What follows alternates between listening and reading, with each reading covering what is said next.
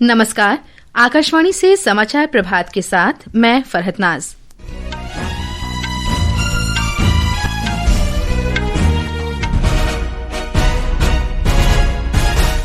Rail मंत्री अश्विनी वैष्णव ने कहा, जल्द दौड़ेगी वंदे भारत स्लीपर ट्रेन। महाराष्ट्र के मुख्यमंत्री राज्य के बाढ़ प्रभावित क्षेत्रों का दौरा करेंगे। वहीं पश्चिम बंगाल में रात भर हुई बारिश से मृतकों की संख्या बढ़कर 10 हुई। भारत ने संयुक्त राष्ट्र मानवाधिकार परिषद में सैन्य प्रभुत्व और उत्पीड़न वाली राजनीति के लिए पाकिस्तान की आलोचना की। अमेरिकी राष्ट्रपति डोनाल्ड ट्रंप ने कहा, नाटो यूक्रेन को अपने रूसी नियंत्रण वाले क्षेत्र वापस जीतने में मदद कर सकता है। और एशिया कप क्रिकेट प्रतियोगिता के सुपर 4 मुकाबले में आज शाम भारत का सामना बांग्लादेश से। अब समाचार विस्तार से। रेल मंत्री अश्विनी वैष्णव ने कहा है कि 2 वंदे भारत स्लीपर रेलगाड़ियां जल्द ही शुरू की जाएंगी।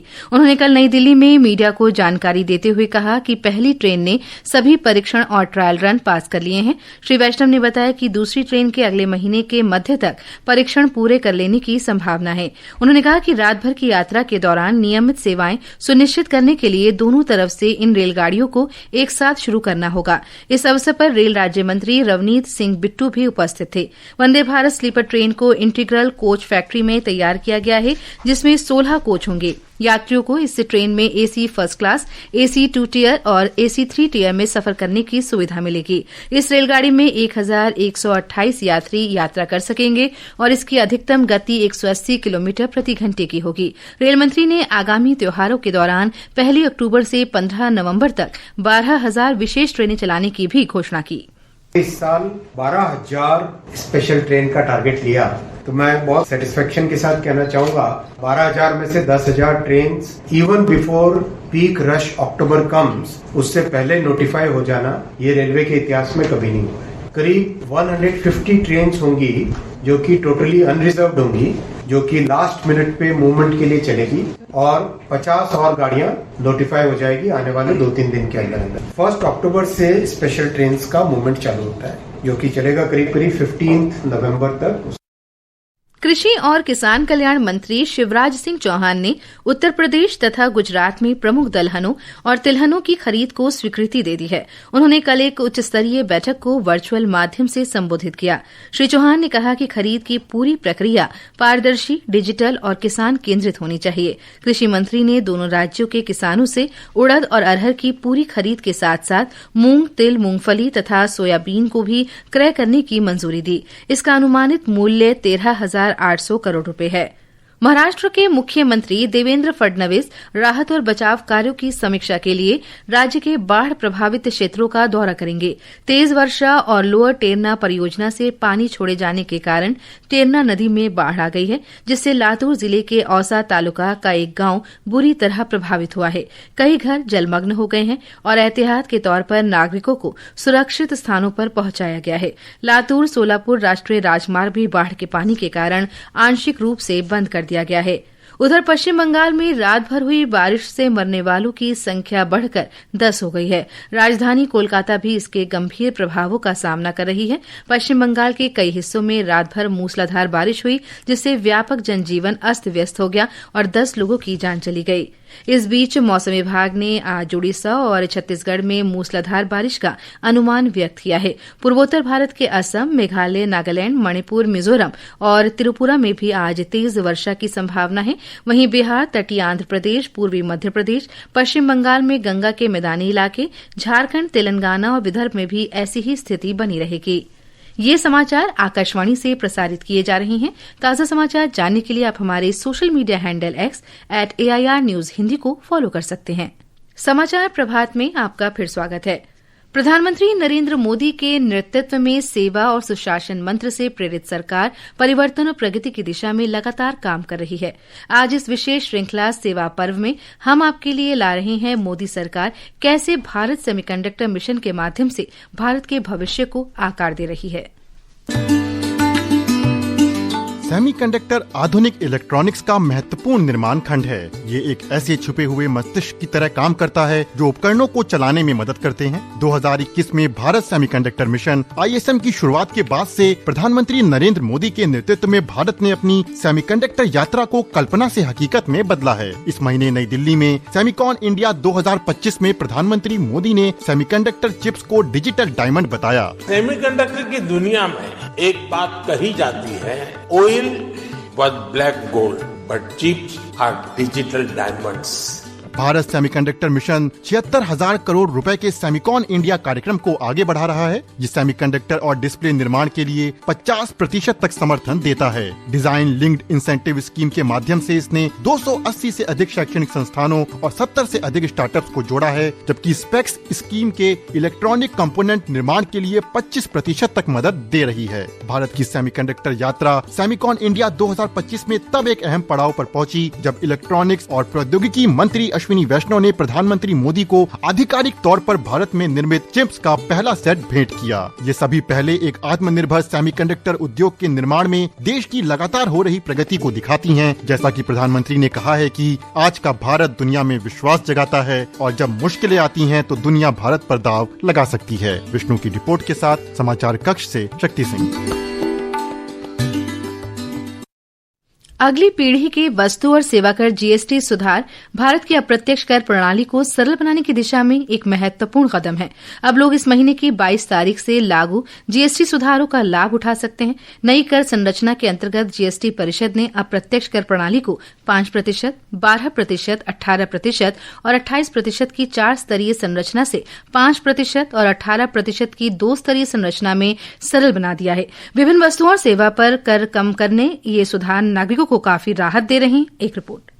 सरकार ने आम लोगों को राहत देने के लिए हेल्थ केयर सेक्टर में GST में बड़ी कटौती की है। इसी कड़ी में सरकार ने हेल्थ और लाइफ इंश्योरेंस प्रीमियम पर पहले लगने वाले 18% कर को हटाकर अब पूरी तरह से कर मुक्त कर दिया है। इस कदम से आम नागरिकों में हेल्थ इंश्योरेंस को बढ़ावा मिलेगा, जिससे मध्यम वर्ग के परिवारों के इलाज के लिए होने वाले खर्च कमी आएगी। सरकार ने कैंसर और गंभीर बीमारियों के इलाज में इस्तेमाल होने वाली 33 जीवन रक्षक दवाओं को भी कर मुक्त कर दिया है। इस निर्णय से लंबी बीमारियों से जूझ रहे लोगों के दवाओं में होने वाले खर्च में कमी आएगी। इसके साथ ही gauze, bandage, diagnostic kit, glucometer और थर्मोमीटर जैसे कई मेडिकल उपकरणों में भी कर को 18% से घटाकर 5% कर दिया गया है। आकाशवाणी समाचार से बात करते हुए उत्तर प्रदेश के लखनऊ के निवासी सुयोग्य शुक्ला ने कहा कि दवाओं और इंश्योरेंस पर कर कम होने से लोगों को फायदा होगा और उनका आर्थिक बोझ कम होगा। सरकार के द्वारा लाए गए नए GST रेट से कई दवाइयाँ और इंश्योरेंस सस्ता हो गया है, जिससे आम आदमी को बड़ी राहत मिली है। अब इससे आम आदमी के लिए दवाइयाँ खरीदना और इलाज करवाना आसान हो जाएगा। हेल्थ केयर सेक्टर में हुई इन कटौतियों से मरीजों, आम लोगों और वरिष्ठ नागरिकों को बड़ी राहत मिली है। रोहन और सकलेन अख्तर के साथ दृष्टि पुनियानी, आकाशवाणी समाचार, दिल्ली।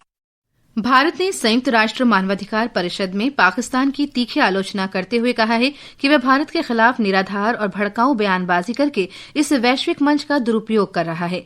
जिनेवा स्थित संयुक्त राष्ट्र में भारतीय स्थायी मिशन के काउंसलर क्षितिज त्यागी ने परिषद के 60वें सत्र को संबोधित करते हुए ये टिप्पणी की। उन्होंने कहा कि पाकिस्तान को भारत की भूमि पर अवैध कब्जा जमाने की कोशिश करने की बजाय उसे खाली करना चाहिए और अपनी गंभीर आर्थिक स्थिति को सुधारने पर ध्यान केंद्रित करना चाहिए, जो वर्तमान में जीवन रक्षक प्रणाली पर टिकी हुई है।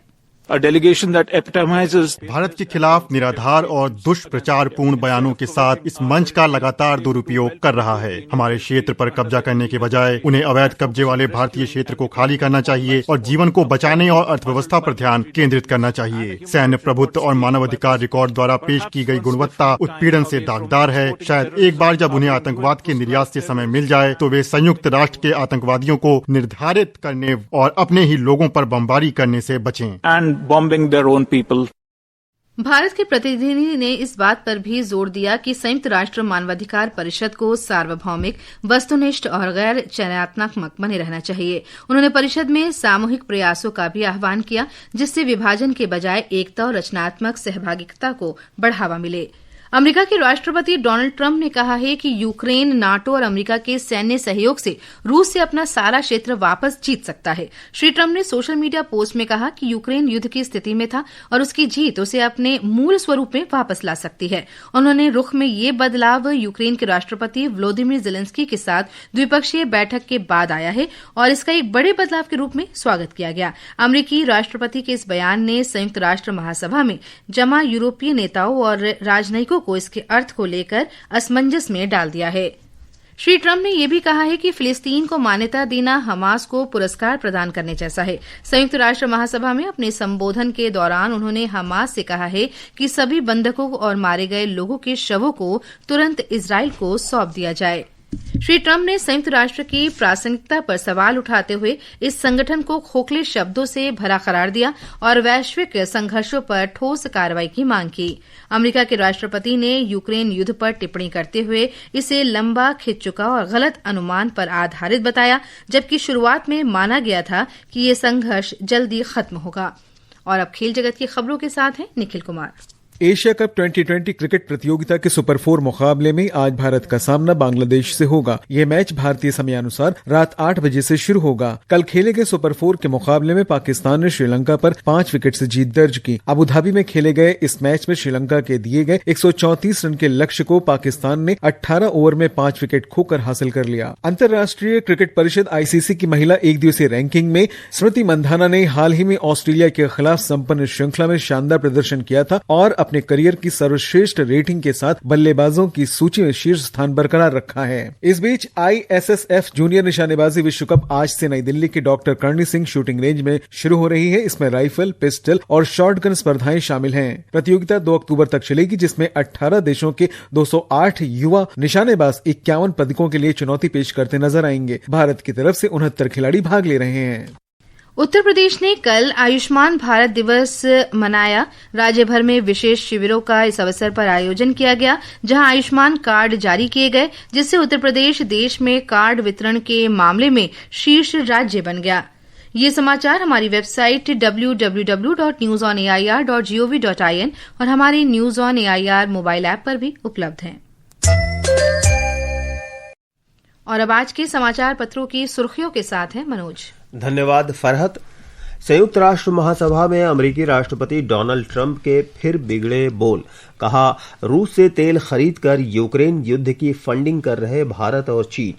हरी भूमि सहित कई अखबारों की सुर्खी है। दैनिक भास्कर लिखता है, दूसरी बार अमेरिका के राष्ट्रपति बनने के बाद संयुक्त राष्ट्र में ट्रंप का पहला भाषण। यूक्रेन युद्ध पर ट्रंप ने दुनिया को कोसा, लेकिन रूस पर कार्रवाई को लेकर चुप। पहली बार देश से बाहर भारतीय प्राइवेट कंपनी बनाएगी बख्तरबंद वाहन। राजनाथ ने मोरक्को में किया टाटा एडवांस सिस्टम के संयंत्र का उद्घाटन। दैनिक जागरण की खबर है। 71वें फिल्म पुरस्कार के आयोजन की खबर सभी समाचार पत्रों ने प्रकाशित की है। हिंदुस्तान लिखता है, शाहरुख खान पहली बार राष्ट्रीय फिल्म पुरस्कार से सम्मानित। देशबंधु की सुर्खी है, मोहनलाल को मिला दादा साहेब फाल्के पुरस्कार। पंजाब से लेकर गुजरात तक मानसून वापसी की राह पर। कोलकाता में मूसलाधार बारिश, 10 की मौत जनसत्ता में है। वीर अर्जुन लिखता है, कोलकाता में मूसलाधार बारिश से जनजीवन ठप, हवाई, रेल और सड़क परिवहन प्रभावित। राजस्थान पत्रिका ने सुधार शीर्षक से एक खबर प्रकाशित की है। प्लेसमेंट एजेंसियों पर लगेगी लगाम, शोषण से होगी मुक्ति। Private placement agency regulation bill लाने की तैयारी। 4 गुना तेजी से गर्म हो रहा उत्तरी ध्रुव में आर्कटिक। बर्फ का आकार घटकर न्यूनतम स्तर पर। धन्यवाद मनोज। और अंत में मुख्य समाचार एक बार फिर। रेल मंत्री अश्विनी वैष्णव ने कहा, जल्द दौड़ेगी वंदे भारत स्लीपर ट्रेन। महाराष्ट्र के मुख्यमंत्री राज्य के बाढ़ प्रभावित क्षेत्रों का दौरा करेंगे। वहीं पश्चिम बंगाल में रात भर हुई बारिश से मृतकों की संख्या बढ़कर 10 हुई। भारत ने संयुक्त राष्ट्र मानवाधिकार परिषद में सैन्य प्रभुत्व और उत्पीड़न वाली राजनीति के लिए पाकिस्तान की आलोचना की। अमेरिकी राष्ट्रपति डोनाल्ड ट्रंप ने कहा, नाटो यूक्रेन को अपने रूसी नियंत्रण वाले क्षेत्र वापस जीतने में मदद कर सकता है। और खेलों में एशिया कप क्रिकेट प्रतियोगिता के सुपर 4 मुकाबले में आज शाम भारत का सामना बांग्लादेश से होगा। इसके साथ ही समाचार प्रभात का ये अंक समाप्त हुआ। नमस्कार।